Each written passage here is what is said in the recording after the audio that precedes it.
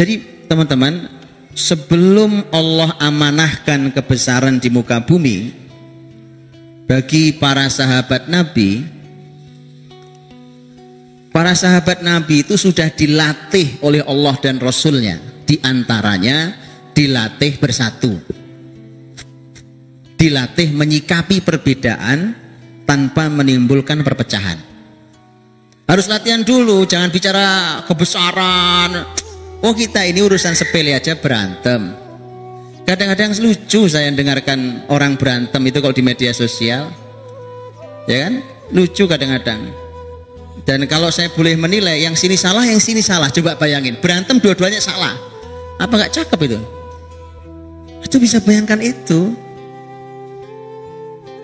Sudah gitu kan itu diperlihatkan. Jadi kita memperlihatkan kebodohan kita masing-masing. Saya ketika menyuarakan tentang persatuan ini, muncul pula komentarnya. Ah, ini kalau ini madhab persatuan. Ada aja kalimat, masya Allah, indah sekali negeri ini, Pak ya. Ya, karena memang di kita ini ahlul komentar, Pak. Insya Allah, Pak. Indah ya. Antum kalau punya ilmu yang dalam, antum lihat generasi salafus soleh dahulu, antum akan menjumpai betapa janggalnya cara berpikir kita hari ini, bahkan tentang ilmu. Kita akan lewati kalimat-kalimat ini, akan saya tunjukkan buktinya nanti belakang. Baik. Jadi perbedaan itu mulai muncul, hadir. Rasul masih hidup, perbedaan sudah ada. Saya tadi tidak menyimak Ustadz Maman karena saya datang juga agak terlambat.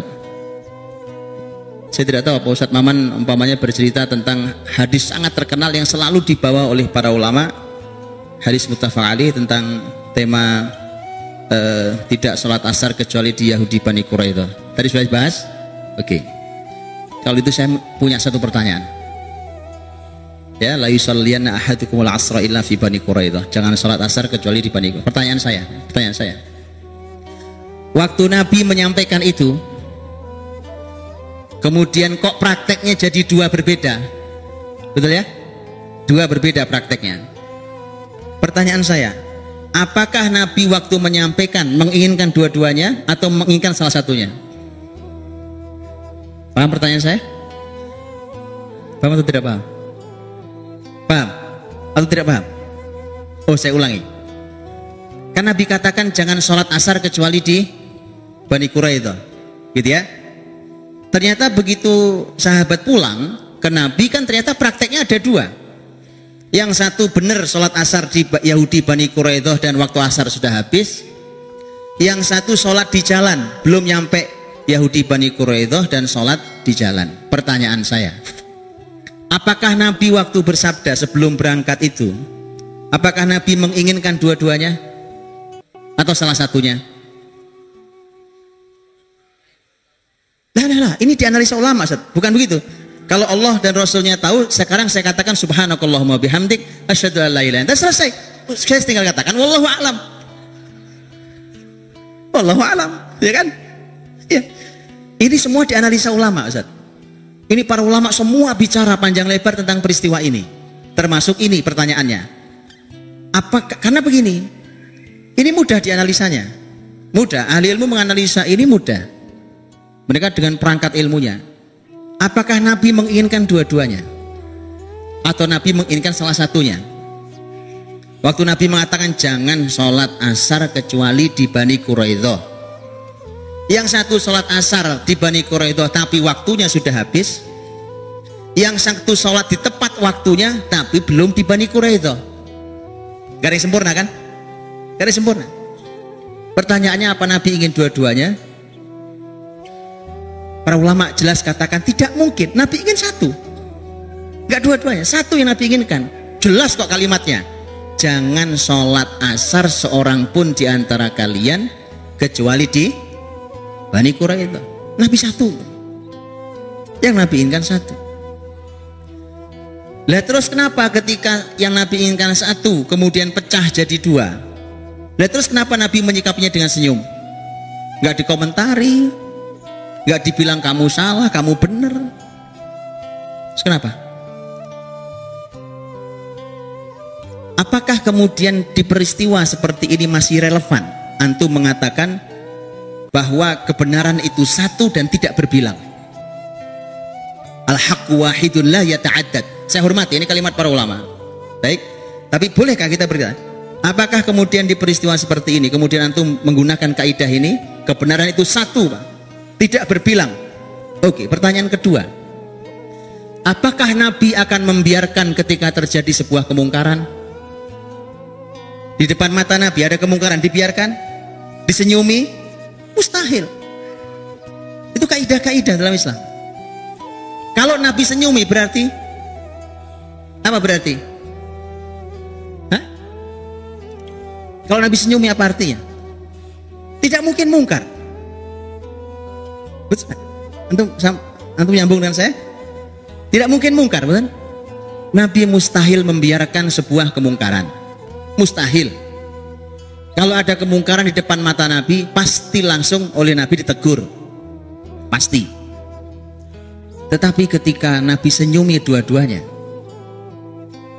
bukankah kemudian kita boleh katakan, loh kalau gitu tidak ada yang mungkar? Tidak ada yang mungkar. Tapi berbeda loh Pak, Nabi maunya satu loh. Itulah indahnya. Itulah indahnya. Kenapa? Lihat, dua-duanya tidak ada yang sempurna. Tadi sudah saya bilang, yang sholat asar di Bani Quraidah waktu asarnya habis, yang sholat tepat waktunya belum habis waktunya, tapi belum sampai Yahudi Bani Quraidah. Dan antum akan jumpai masalah begini di dalam kehidupan, dalam hukum syariat ini, itu sangat amat banyak. Saya kasih contoh prakteknya. Makanya nggak usah berantem kalau nggak punya ilmunya. Saya kasih contoh. Begini, antum sebelum tidur sholat witir, ternyata bangun juga sebelum subuh. Muncul pertanyaan, kalau saya tahajud lagi Pak, bangun sebelum subuh, saya tahajud, apakah saya perlu witir lagi? Apa jawaban antum? Hah? Enggak? Sepakat enggak? Fikih siapa nih antum nih? Enggak itu dari mana ceritanya? Oh sudah witir Ustaz di depan, tadi kan sebelum tidur sudah witir. Antum tahu enggak? Witir itu oleh Nabi disebut sebagai ibadah penutup malam. Saya masih bangun sebelum subuh kok. Harusnya penutup ibadah malam saya sholat witir. Ayo, masih berpendapat sama dari tadi? Jelas, Nabi katakan ibadah penutup malam itu witir. Gimana? Masih bertahan? Atau kita berpindah pendapat? Oh kalau gitu sholat witir Pak. Bagaimana tuh sholat witir? Nabi mengatakan tidak ada dua witir dalam satu malam.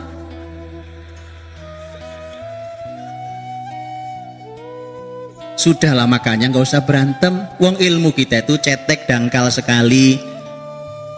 Seneng banget berantem. Oh ada pendapat ulama yang lain Pak. Ada pendapat yang lain.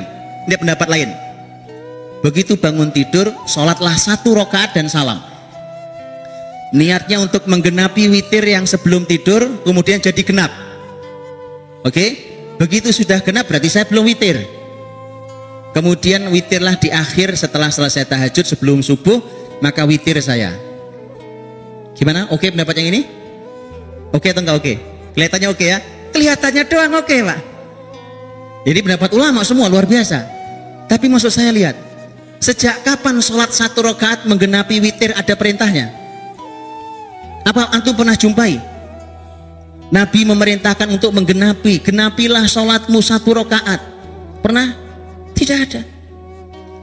Loh bagaimana kita ngarang ibadah? Katanya nggak boleh ngarang ibadah. Sekarang antum paham? Ini tema ini nggak ada yang sempurna. Antum ngambil yang ini nggak sempurna. Antum ngambil yang tidak witir. Loh witir antum bukan ibadah penutup kalau gitu. Antum witir lagi, berarti antum witir 2 kali dalam semalam. Antum genapi 1 rakaat, nggak pernah ada perintah 1 rakaat genap. Paham teman-teman? Dan itu banyak sekali, sangat banyak yang begitu itu modelnya. Gitu ya. Nah, maka apa yang Nabi sampaikan, sampai kenapa Nabi senyumi itu, agar jadi pelajaran kita sampai hari ini tentang menyikapi perbedaan dalam keputusan itu.